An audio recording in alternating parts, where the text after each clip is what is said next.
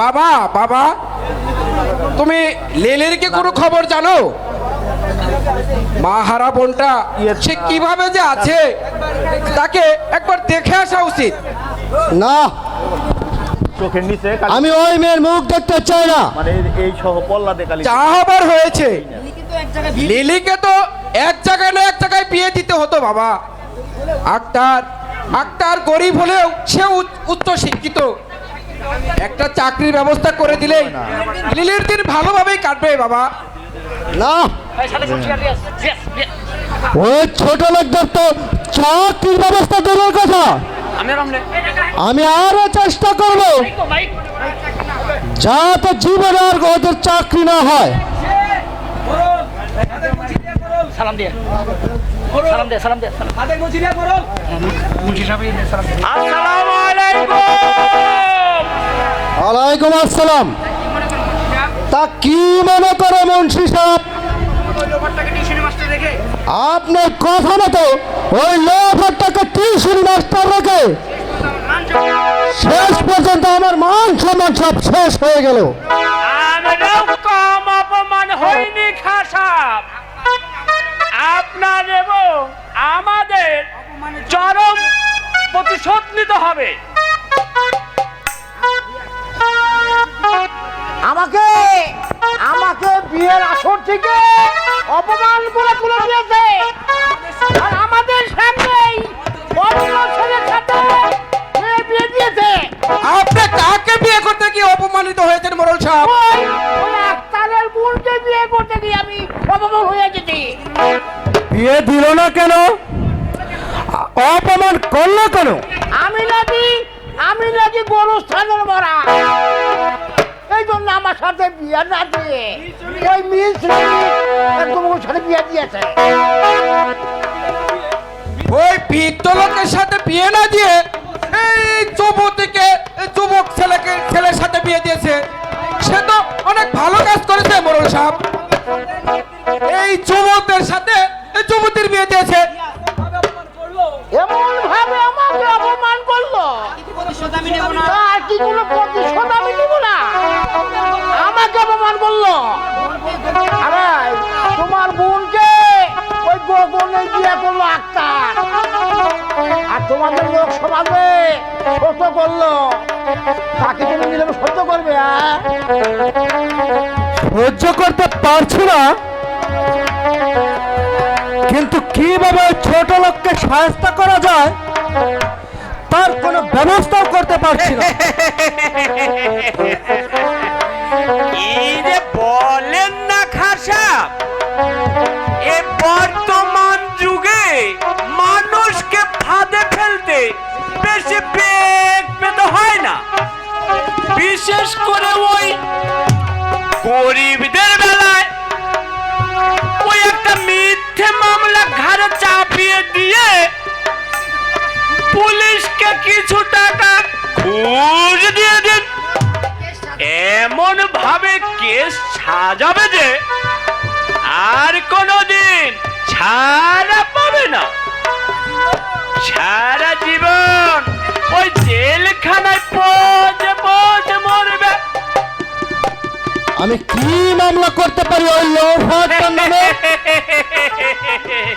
মিথ্যে মামলা যে আপনাকে করতে হবে না খাসাব, যাহা সত্য সেই মামলায় করুন। ওই বেটা আক্তারকে আসামি করে থানায় একটা জিডি করেন যে আমার মেয়েকে সে হাইজ্যাক করেছে। পুলিশকে কিছু টাকা ঘুষ দিন, দেখবেন ওই পুলিশ টাকার গুণে কি ব্যবস্থাই করে। খাসাব না হয় মন্ত্রী সাহেব মামলা করতে পারবে, আমি কি করতে পারি মন্ত্রী সাহেব? আমি মাত্র ৩,০০০ টাকা পাওনা ছাড়া আর কিছু তো পাওনা নেই। আমার ওই হ্যান্ডলোনে মাত্র ৩,০০০ টাকাই লেখা আছে। আপনার কাছ তো আরো সহজ, কেমন করে বুঝলেন না মোড়ল সাহেব? গেছে যে ওই হাবিজ মিয়া বাড়ি ঘর যে হ্যান্ড নোটে বন্ধক দিয়েছে, ওই 3000 টাকার হ্যান্ড নোটে হাবিজ মিয়া লিখে দিয়েছে, ওই সেই হ্যান্ড নোটে যে আমি স্বাক্ষর দিয়েছি। এই সমস্ত কাজে এই সাদেক মুন্সির মাথা একদমই পাকা, শুধু পাকা নয় যে একেবারে ঝুনু পাকা। ওই 3000 টাকার হ্যান্ড নোটে একটা শূন্য বসিয়ে দিয়ে তাতে 30,000 বানিয়ে দিবেন। আর এই কয়েক বছরে সুদে আসলে তা 50,000 দাঁড়িয়ে যাবে। ঠিক বলেছেন। আপনার কৌশল বুদ্ধির তুলনা হয় না। আমি আজই থানায় গিয়ে মেয়ে হাইজ্যাক করার একটা চিঠি করে আসবো। আপনারা ওদের বাড়িঘরটা কেড়ে নেওয়ার ব্যবস্থা করুন। সারা জীবন জেলখানায় পচে পচে মরবে। আপনি যারা এক ছেলে মিলের শ্রমিকের কাজ করে, আমি আজই তার চাকরি শেষ করার ব্যবস্থা করব। যে মিলে চাকরি করে সে মিলের মালিক আমার বন্ধু লোক। আমি একটা টেলিফোন করলে তার চাকরি শেষ। শুধু শুধু হাবিজের ছেলে চাকরি শেষ করলে হবে না কাকা। ওই হাবিজের মেয়ে যার সাথে বিয়ে দিয়েছে তার চাকরিও খেতে হবে কাকা, তার চাকরিও খেতে হবে, খেতে হবে। হ্যাঁ তাই হবে। আমি আজই টেলিফোন করব যাতে ওদের দুজনের চাকরি চলে যায়। ভোটটাদের চারদিক থেকে বিপদে ফেলবো। আর আপনি বাড়িটা কেড়ে নিয়ে হাফিজকে পথে নামিয়ে দিবেন। বাবা, তুমি যেভাবে ওদেরকে ধ্বংস করার প্ল্যান করলে, ওরা যে একেবারে পথে নেমে যাবে। ওরা যদি পথে নামে, আমার বোন ওই লিলির কি হবে বাবা? লিলি? কে লিলি? লিলি আমার কেউ না। লিলি নামের কেউ আমার নেই। লিলি মারা গেছে। লিলি মারা গেছে। সবাই দেখছি ওদেরকে পিষে মারার জন্য লিপ্ত হয়েছে। আমি একা ওদের জন্য কি করতে পারি? মোড়লকে অপমান করে মনিরাকে আমি অন্য জায়গায় বিয়ে দিলাম। আর মোড়ল লোকটা কুচুকরি, চক্রান্ত করে আমার ক্ষতি করতে পারে। আমার ভাইকে বান কি আছে তা তো আমি বলতে পারছি না। আমি বাবা, পারছি না। বাবা, ঘরে এক মুঠো চাল নেই, চালের ব্যবস্থা করুন বাবা। হ্যালো। খালেক না খেয়ে কোথায় যেন বেরিয়ে গেল, এক্ষুনি হয়তো এসে খেতে চাইবে। আরে আমি কি দিয়েছি কি করি আমি নিজেই বুঝে উঠতে পারছি না।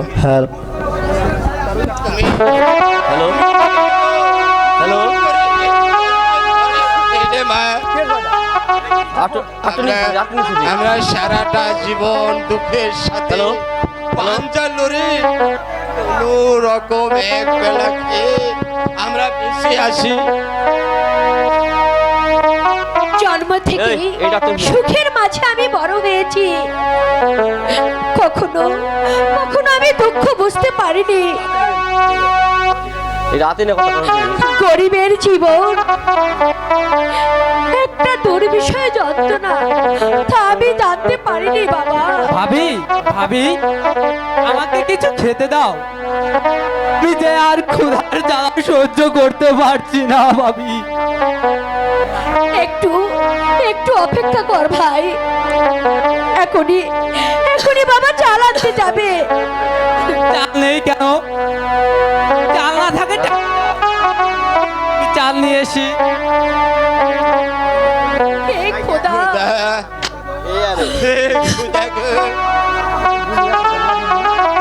আমরা না হয় ক্ষুধার জ্বালা সহ্য করতে পারি, কিন্তু কিন্তু আমার এই মাসুম ছেলে সে কি ক্ষুধার জ্বালা সহ্য করতে পারে? আমাদের দুঃখ কষ্টকে তুমি সারাটা জীবন রাখবে ক্ষুধা। আমাদের কি একটু তুমি সুখের লাগাল দিবে না ক্ষুধা? বাবা তুমি কাঁদছো বাবা। না বাবা, আমার কি আর কাঁদার সময় আছে বাবা? আমি কি আর কাঁদতে পারি রে বাবা? আমি কাঁদলে এই লোকে কি বলবে? এই লোকে কি বলবে? বাড়ি আছো হাবিজ মিয়া? জি হ্যাঁ স্যার, আমি বাড়িতে আসি। তা কি মনে করে এই গরিবের বাড়িতে? তোমার ছেলে আক্তার কোথায়? আক্তার তো বাড়িতে আছে স্যার।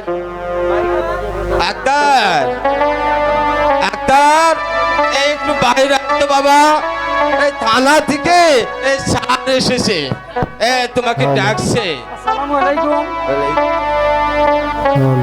তোমার নামে কি আক্তার? জি হ্যাঁ স্যার, আমার নামে আক্তার। তোমার নামে ওয়ারেন্ট আছে, তুমি হাইজ্যাক মামলার আসামি, তুমি অ্যারেস্ট।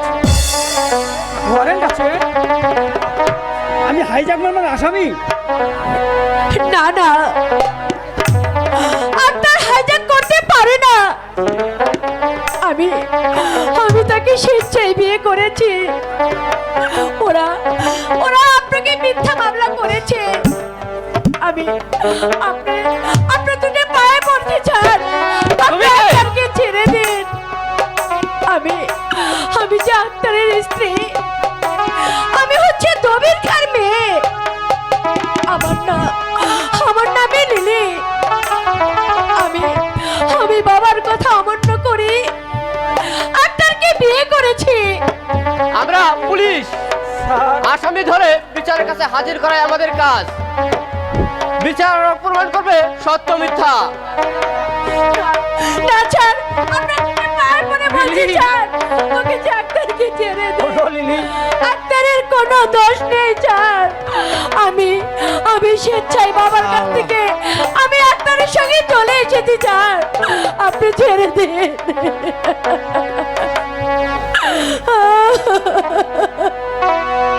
হাইজ্যাক না করে থাকে তুমি যে তা কোর্টে বলবে, আমার কাছে বলে কোনো লাভ হবে না। আমি আসামি ছাড়তে পারি না। এই কি আমার ভাগ্যে লেখা ছিল লিলি? তোমাকে ভালোবেসে বিয়ে করে শেষ পর্যন্ত পুলিশের হাতে আমাকে বন্দী হলো লিলি। আক্তার, তুমি ভেঙে পড়ো না আক্তার।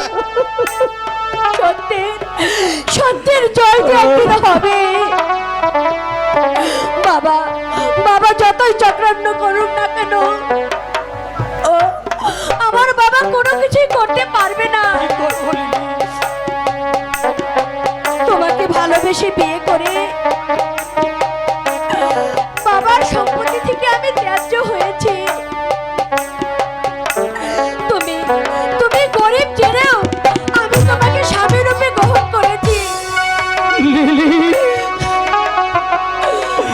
আমার বাঁচন মরণ সে যে তোমার হাতে লিলি। তুমি আমাকে বাঁচাতেই পারো, আমার ওই ফাঁসির কাজকেও চলাতে পারো। তুমি আমার স্বামী, তোমার আমার যদি ফাঁসি হয় আমি আমি হাসতে হাসতে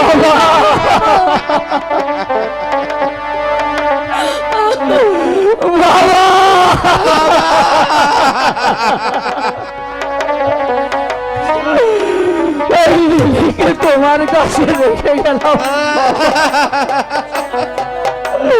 তুমি যেখানেই যেভাবে থাকো আমার লিলিকে তোমার সঙ্গে রেখো। এই লিলির দুনিয়াতে আর কেউ নেই বাবা। এই লিলি আমার জন্য, শুধু আমার জন্য ওর বাবার পেট জমে হয়েছে বাবা। চলুন ইন্সপেক্টর সাহেব, ভাইয়া চলুন। তুমি জেলে যাবে? ওরে খালে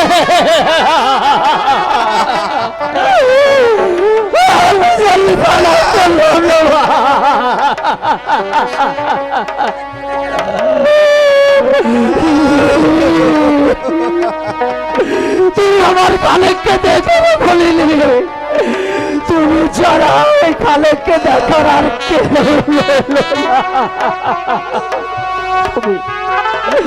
তুই মায়ের আদর দিয়ে আমার খালেককে রক্ষা করো। যাও ভাইয়া, তোমাকে আটকে রাখতে পারবে না ভাইয়া।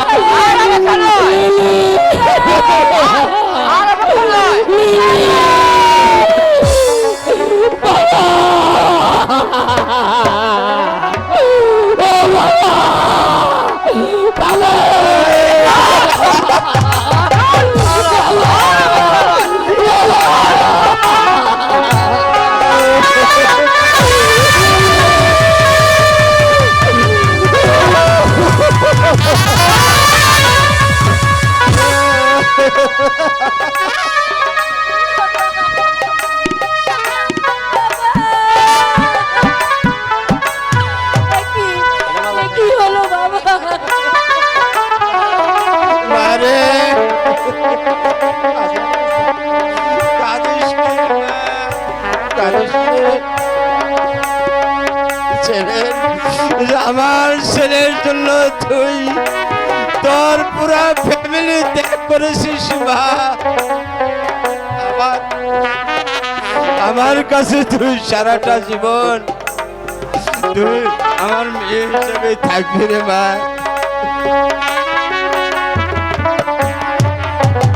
আমাকে ঘরে নিয়ে চলুন বাবা, আমি আর সহ্য করতে পারছি না বাবা, আমি আর সহ্য করতে পারছি না।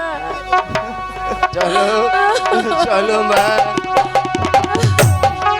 আমি আগামীকালই আক্তারকে শাড়ি আনার ব্যবস্থা করব। চলো চলো মা, চলো।